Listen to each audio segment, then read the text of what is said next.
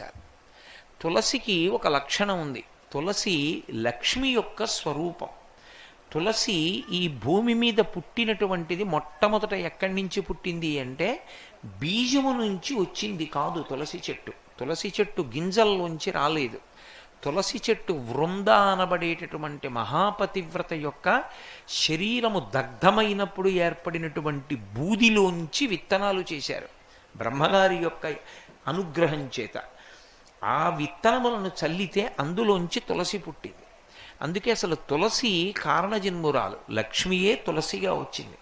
తులసికి ఒక్కదానికే ఒక లక్షణం ఉంది లోకంలో. తులసి సమస్త పాపములను హరిస్తుంది. ఎందుచేత హరిస్తుంది అంటే దాని గురించి పురాణంలో ఒక మాట ఉంది.